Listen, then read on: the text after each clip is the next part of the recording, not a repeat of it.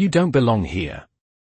The words landed flat and cold, cutting through the low murmur of voices inside the briefing room like a blade that had been sharpened too many times to hesitate. Captain Ryan Cole didn't raise his voice. He didn't need to. Authority sat naturally in his posture, in the squared set of his shoulders, in the way every Marine in the room instinctively straightened just a fraction when he spoke. At the far end of the room, near the back wall where the light from the narrow windows fell in thin, pale strips across the polished concrete floor, the old man didn't move. Daniel Mercer stood with his hands resting loosely at his sides, his jacket worn thin at the elbows, the fabric faded in a way that no supply issue ever allowed. He looked out of place, not because he was loud or disruptive, but because he was completely still in a room built on motion, readiness, and command. Around him, rows of Marines sat in tight formation, their boots aligned, their uniforms crisp, their attention pulled toward the tension that had begun to coil in the air. Cole took a step forward, the sharp click of his heel echoing just enough to draw every eye.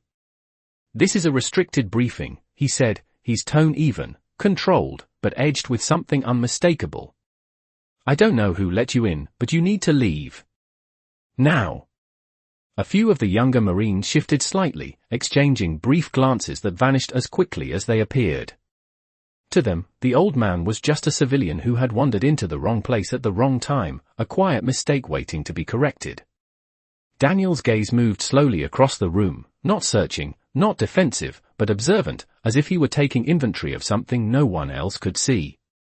His eyes paused for a fraction of a second on the far wall, where a faded unit insignia hung in a simple frame, its colors dulled by time. Then he looked back at Cole. There was no challenge in his expression. No apology either. Just a calm that didn't belong in a room tightening with authority. "I was told to be here," he said, his voice low, steady, carrying farther than it should have without ever rising. The statement hung there, simple and unadorned, but it didn't land the way a normal excuse would. Cole's jaw tightened almost imperceptibly. He had heard every version of that line before, from contractors, from visitors, from people who thought proximity to a base meant access. By who, he asked, sharper now. Daniel didn't answer right away. His eyes drifted, just briefly, to the metal table at the center of the room, to the neatly arranged folders and digital tablets, to the structured order of a system that believed it could account for everything. Then back to Cole. "You might want to check that," he said. It wasn't defiance. It wasn't even a warning. It was something quieter, heavier, like a statement that had already been proven somewhere else.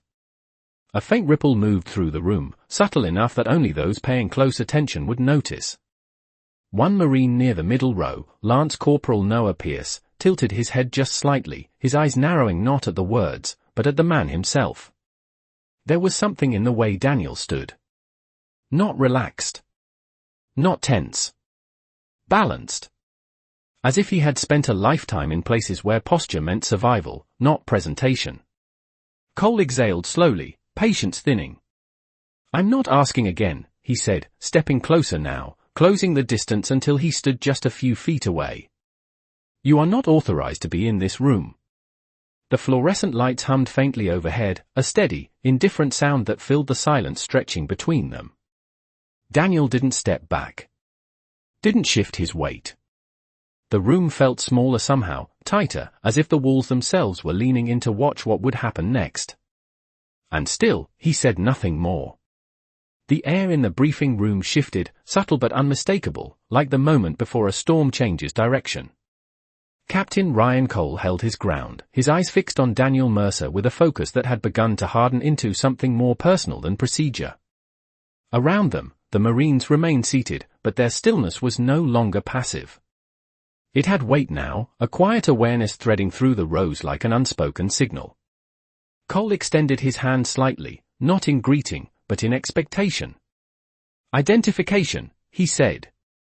The word was precise, controlled, and final. Daniel's gaze dropped for the briefest moment, not to his pockets, but to something resting against his chest beneath the worn jacket. Slowly, deliberately, he reached inside and drew out a thin chain, the metal catching the overhead light in a dull, muted glint. A set of old dog tags slid into view, their edges softened by time, their surface marked with scratches that no amount of regulation polishing could erase. They did not shine. They did not need to. Cole took them without a word, his fingers firm, his posture unchanged. He glanced down, expecting nothing more than a name, a number, a record that would justify removing this man from the room. For a second, his expression remained exactly the same. Then something in his eyes faltered, just slightly, like a line of text that did not match what the system expected to read. He turned the tags over once, then again, his brow tightening as if trying to reconcile what he was seeing with what he believed. "This is outdated," he said, though the certainty in his voice had thinned. "These do not grant access." Daniel said nothing. He simply watched, his eyes steady, as if the moment unfolding had already happened somewhere else long ago. A chair creaked softly 3 rows back. It was almost nothing, the kind of sound that would normally disappear under the hum of the lights. But it carried. Lance Corporal Noah Pierce had leaned forward, his gaze locked on the tags now resting in Cole's hand. He had not meant to move. It had happened before he could stop it, driven by something deeper than curiosity. There was a detail there. Not the name. Not the numbers. Something else. Something carved into the metal just below the standard engraving, faint, nearly invisible unless you knew where to look. Pierce's breath slowed, his mind pulling at a memory he had not realized he still carried. A briefing from months ago. A story passed quietly between instructors who rarely spoke in stories. A call sign that was never written down. Cole looked up again, impatience returning, but it did not land the same way. "You need to leave," he said, though the words lacked the sharp edge they had carried before. "Now." The silence that followed did not break. It deepened. Daniel reached out, not quickly, not forcefully, and gently took the dog tags back, letting them settle against his chest once more. The faint sound of metal against fabric was soft, almost lost, but it seemed to echo longer than it should have. Pierce swallowed, his eyes still fixed. The pieces in his mind beginning to align in a way that made his pulse rise, not with fear, but with recognition. He shifted slightly in his seat, just enough that the Marine beside him noticed. A glance passed between them. Brief. Uncertain. Then back to the front. And still, the old man stood exactly where he was, unmoved, as if the room had not yet caught up to the truth that had already stepped inside. The shift inside the room did not happen all at once. It moved quietly, almost invisibly, like a current beneath still water. Lance Corporal Noah Pierce could feel it before he fully understood it, a tightening in his chest that had nothing to do with Captain Cole's authority and everything to do with the man standing in front of them. His eyes stayed locked on the place where the dog tags had disappeared beneath the worn jacket, his mind pulling harder now at the memory that refused to stay buried. It was not a formal briefing. Not something written in any manual. It had been late, after hours, when one of the senior instructors had leaned against a table and told them, in a voice that carried more respect than instruction, about a unit that did not officially exist anymore. About a call sign that was never logged, never transmitted over open channels, but somehow known by the right people at the right time. Pierce's fingers curled slightly against his knee as the realization began to take shape, incomplete but undeniable. 2 seats to his left, another Marine shifted, his posture no longer rigid with routine discipline but subtly angled, attentive in a different way. He followed Pierce's line of sight without knowing why. Then he saw it. Not the man. Not the jacket. The way the man stood. Balanced. Unhurried.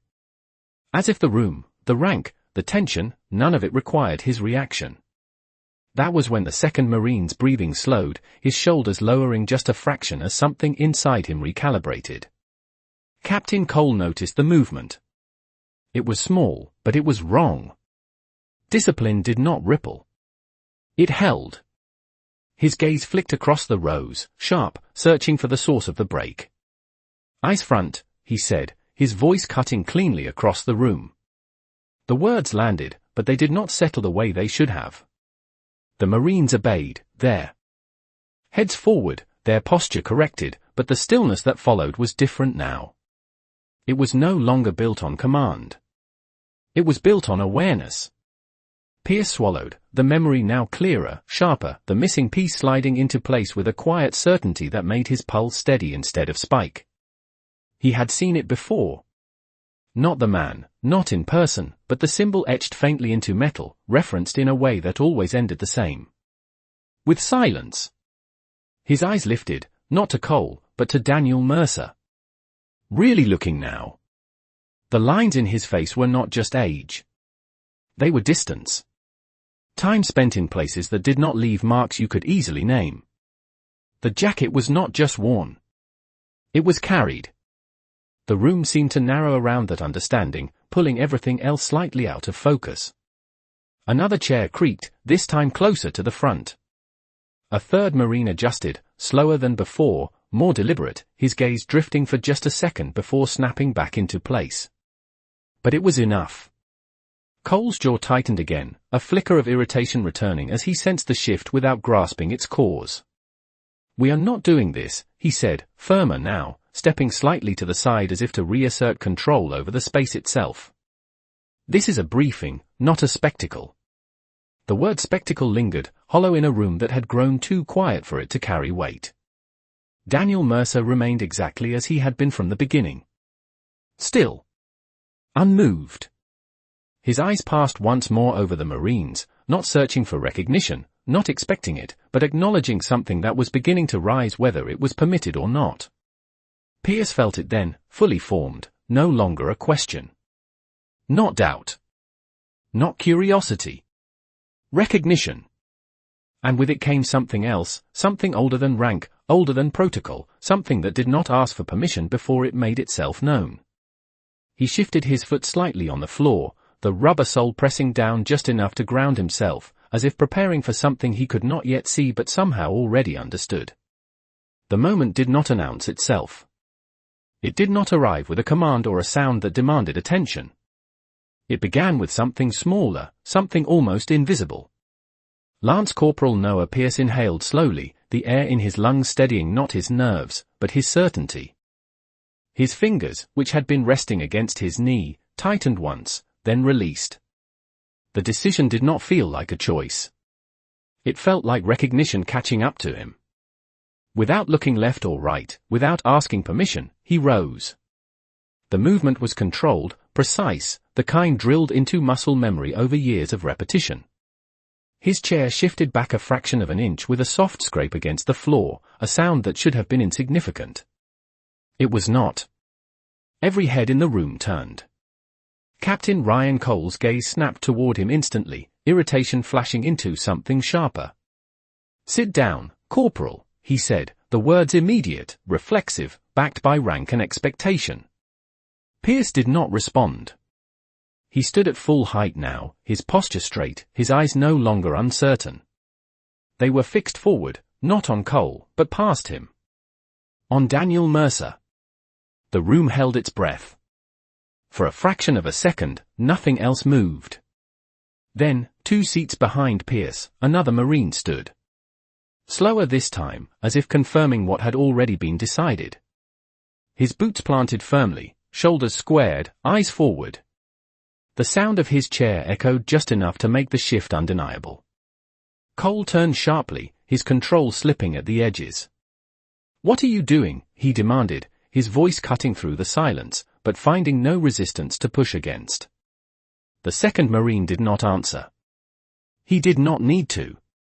To the right side of the room, a third stood. Then a fourth. Each movement separate, but connected, like a sequence that had been rehearsed long before this moment existed. No one spoke. No one looked at each other. They did not need to coordinate. They understood. The air grew heavier, thicker, charged not with tension, but with something deeper, something older than the structure of the room itself. By the time the 5th Marine rose, the shift was complete. The room no longer belonged to rank. It belonged to recognition. Cole stepped forward, his voice rising now, the edge no longer controlled.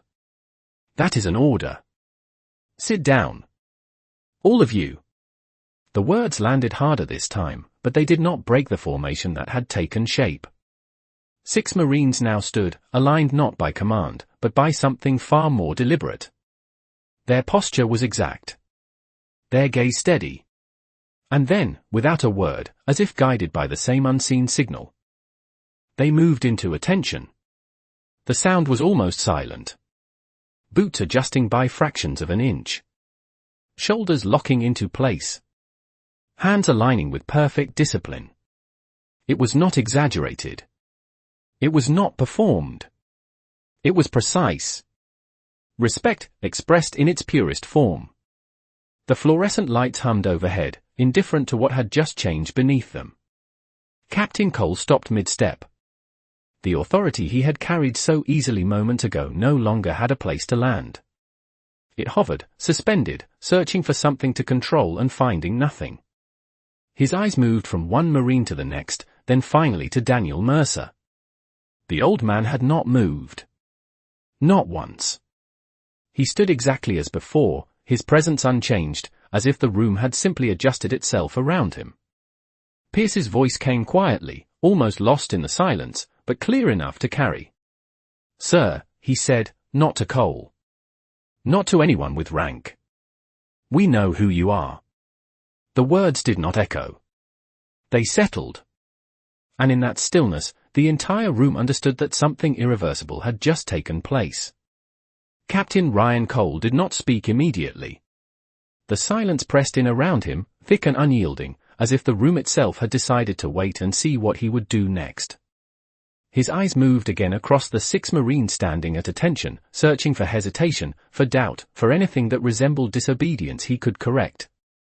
He found none. What he saw instead was something far more unsettling. Certainty. Not the rigid, learned certainty of drilled obedience, but something quieter and deeper, something chosen. His jaw tightened as he turned back toward Daniel Mercer, the space between them now carrying a weight that had not been there before. "Explain this," Cole said, the words controlled, but stripped of the authority they once carried so easily. It was no longer a command. It was a demand searching for footing. Daniel did not answer. He did not need to. His gaze shifted slightly, not toward Cole, but toward the Marines who had risen. For the first time, there was a change in his expression, subtle enough that most would miss it. Not pride. Not surprise. Recognition. As if he were seeing something familiar, something that had not changed despite the years. Pierce felt it immediately, that slight shift, and it settled something inside him that had been building since the moment he first noticed. The engraving. He remained at attention, his posture exact, his eyes forward, but his voice, when it came again, was steady. "Sir," he said quietly, still not addressing Cole, "permission to speak." Cole blinked, the request catching him off guard. The room had slipped beyond the structure he understood, and now even the protocol felt altered. "Denied," he said quickly, almost reflexively, trying to reclaim the shape of command. Pierce did not move.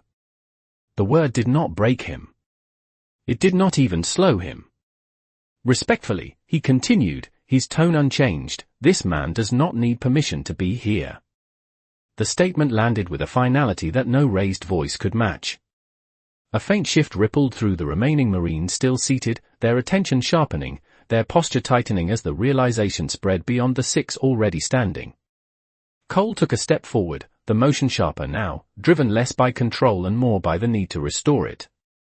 "That is enough," he said, his voice rising, though it found no resistance to push against. "You are out of line." The words echoed slightly against the walls, but they did not carry authority anymore. They sounded like something from a moment that had already passed. Daniel Mercer finally moved. It was a small motion, almost imperceptible.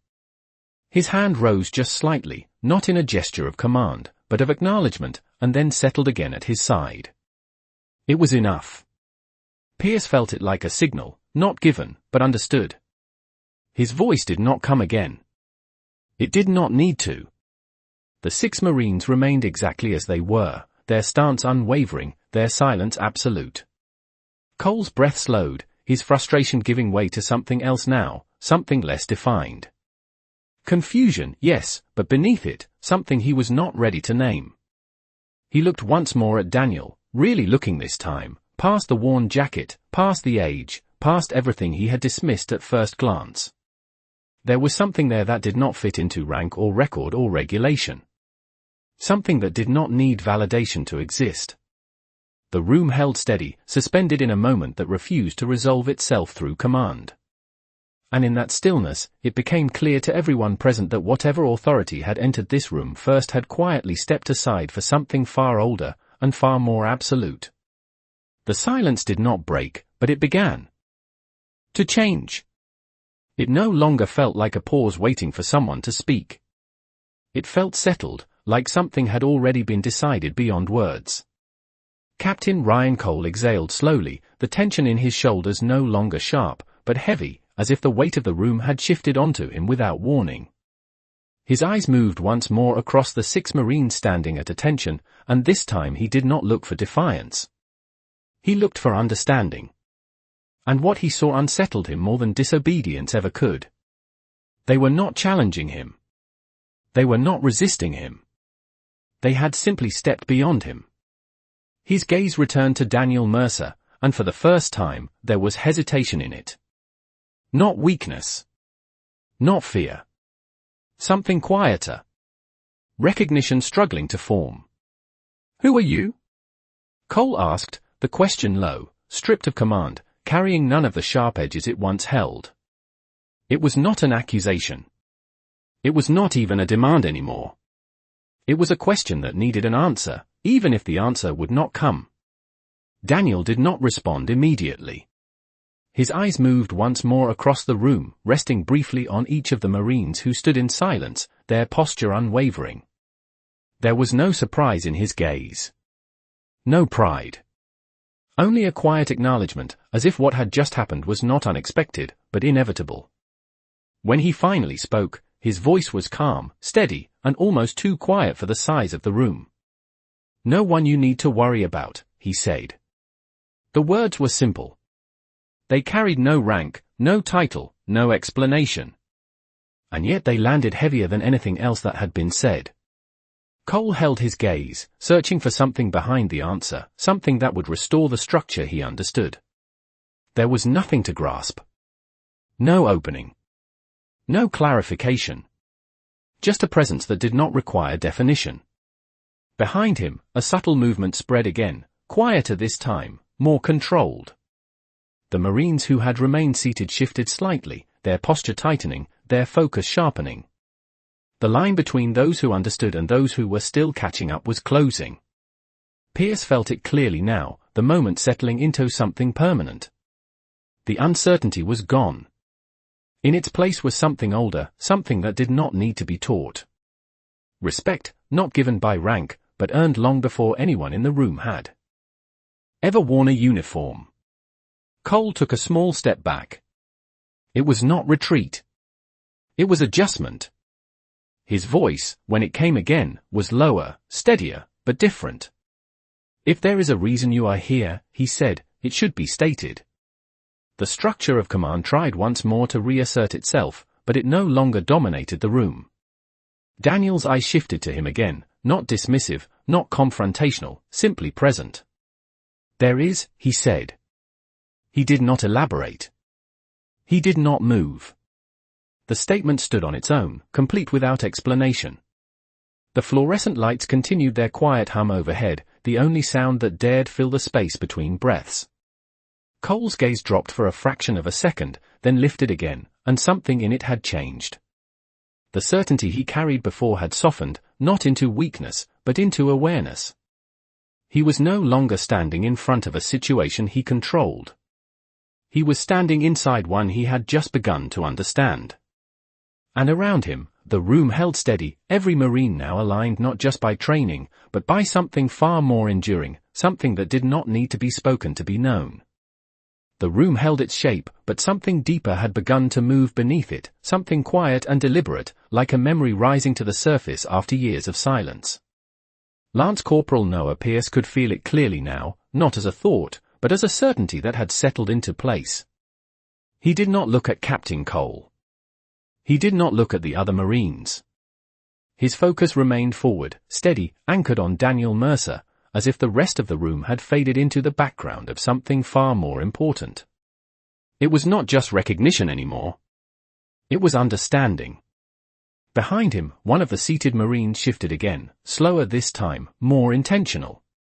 His hand moved slightly on his thigh, fingers tightening as his eyes narrowed, tracing the same details Pierce had seen minutes earlier. The worn jacket. The way it sat naturally, not as clothing, but as something carried through years that did not leave visible marks. The quiet weight in the man's stance. It did not take long. Understanding did not need permission to spread. One by one, the remaining Marines began to rise. Not abruptly. Not all at once. Each movement deliberate, controlled, as if each man needed a second to confirm what he already felt before acting on it. A chair slid back. Then another. The sound of boots adjusting against the floor came in soft, measured tones, building not into noise, but into presence. Captain Ryan Cole turned sharply at the first movement, then again at the second, his eyes widening just enough to betray what he had not yet accepted. "That is enough," he said, but the words lacked the force they once carried. They were spoken into a room that had already moved past them. The Marines did not stop. By the time the last man stood, the room had changed completely. No one remained seated. The formation was no longer partial. It was whole. Every Marine in the room now stood, aligned in a silent line that did not require command to hold. The air felt different. Not tense. Not hostile. Heavy with something older, something that had nothing to do with orders or authority and everything to do with respect that could not be instructed.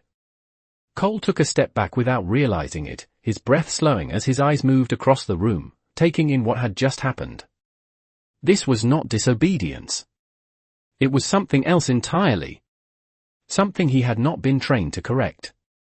His gaze returned to Daniel Mercer, and for the first time, there was no challenge in it. Only a quiet question that did not need to be spoken. Daniel did not react to the shift. He did not acknowledge the movement with a gesture or a word. But something in his posture changed, almost imperceptible, like a weight he had been carrying had just been recognized by others. His eyes moved once more across the Marines, not counting them, not measuring them, simply seeing them. And in that brief sweep of his gaze, there was something that passed between them, something that did not require language. Pierce felt it like a steadying force, grounding him in place, reinforcing the decision he had already made. His voice did not rise. It did not need to. "Sir," he said again, quieter this time, but no less certain, "we stand for those who stood before us." The word settled into the room, not as a declaration, but as a truth that had always been there, waiting to be acknowledged. No one moved. No one spoke after that. The silence returned. But it was no longer empty. It was full, complete, and unbreakable. And in that stillness, the room no longer belonged to rank, or command, or structure.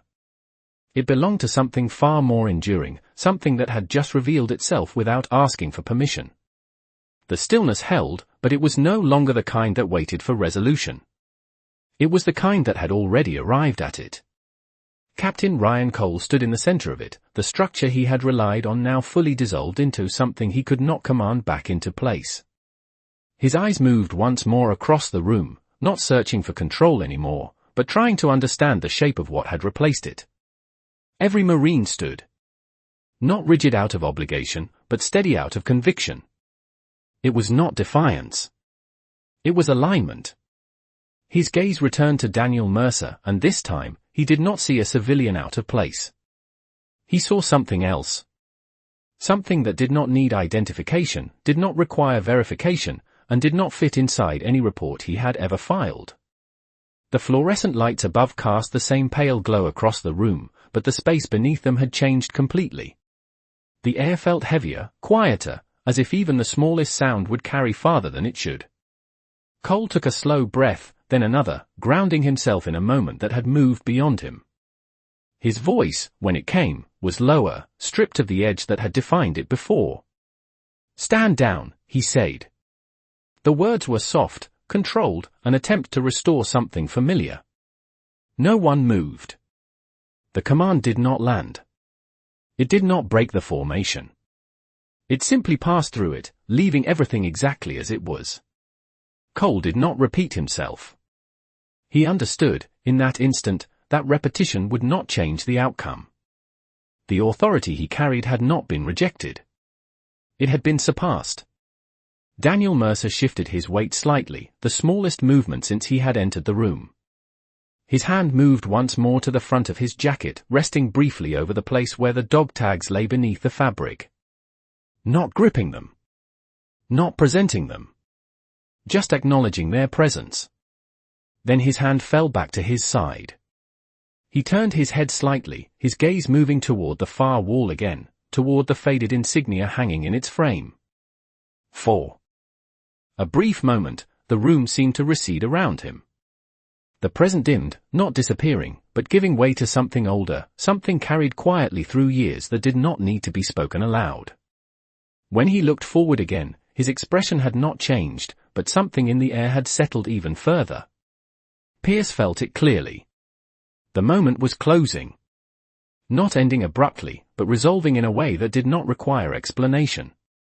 His stance remained firm, his gaze forward, but his voice, when it came one last time, was softer, grounded in something deeper than protocol.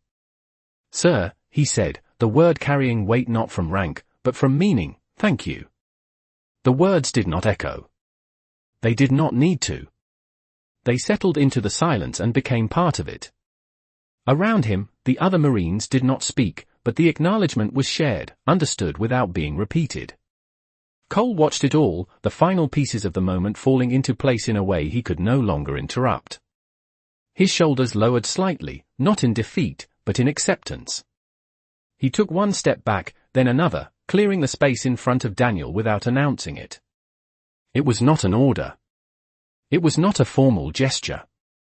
It was recognition, expressed in the only way left available to him. The path to the front of the room stood open now, unobstructed, as if it had always been meant to be. Daniel Mercer did not rush to take it. He did not acknowledge it with a nod or a word. He simply stood there for a moment longer, the silence stretching just enough to make it clear that what had happened would not be undone by time or forgotten by those who had witnessed it. And then, without ceremony, without command, the moment held, complete in itself, as every man in that room understood that they had just stood in the presence of something that did not need to be explained to be respected. Daniel Mercer did not move immediately. The open space in front of him remained untouched, as if even the act of stepping forward required a decision that had already been made long before this room existed. The Marines stood in absolute stillness, their posture unwavering, their attention fixed not on what would happen next, but on the fact that something had already happened. Something that could not be reversed. The fluorescent lights continued their steady hum, casting the same pale glow across faces that now carried a different weight. Captain Ryan Cole remained where he had stepped back, no longer at the center of the room, no longer the axis everything turned around. His eye stayed on Daniel, but there was no longer any attempt to define him, no effort to fit him into rank or record. That need had fallen away. In its place was something quieter, something that settled deeper than authority ever could. Understanding, incomplete but undeniable. Daniel finally took a step forward. It was unhurried, deliberate, the sound of his shoes against the floor soft but carrying farther than it should have. The movement did not break the moment. It completed it. He walked past the line of Marines, not inspecting them, not acknowledging them with a nod or gesture, but passing through them as if he had always belonged there. As if this path had been waiting. Pierce felt it as Daniel moved by, not as a shift in air, but as a confirmation. The stories had never been about names or records. They had been about moments like this. Quiet. Unannounced. Undeniable. Daniel reached the front of the room and stopped. He turned slightly, his gaze sweeping across the Marines one final time. There was no speech. No explanation. No revelation. Just a look, steady and calm, carrying something that did not need to be spoken to be understood. Acknowledgement. Then, just as simply, he turned and walked toward the exit. No one moved to stop him. No one spoke. The door opened with a soft mechanical click, the sound sharp in the silence, then closed just as quietly behind him. And just like that, he was gone. The room did not immediately return to normal. It could not. The Marines remained standing, their posture still locked, their silence unbroken, as if lowering themselves back into routine would somehow diminish what had just taken place. Seconds passed. Then more. Finally, Pierce exhaled slowly, the breath steady, grounding. Without a command, without a signal, he relaxed from attention. Not abruptly. Not casually. Controlled. Respectful. Around him, the others followed, one by one, the formation dissolving not into disorder, but into something quieter, something that carried the same weight in a different shape. Captain Cole remained still a moment longer. Then, he straightened, not to reclaim authority, but to carry it differently. His voice, when it came, was low, steady, and stripped of everything unnecessary. "Remember this," he said. It was not an order. It was not a lesson. It was something closer to a truth. No one responded. They did not need to. They had already understood. The room settled back into place, but it was not the same room anymore. Something had been added to it, something that would remain long after the details faded. And in that quiet, unspoken understanding, the lesson held firm. Respect is not given because of rank. It is given because somewhere, long before anyone was watching, it was earned and never asked for again.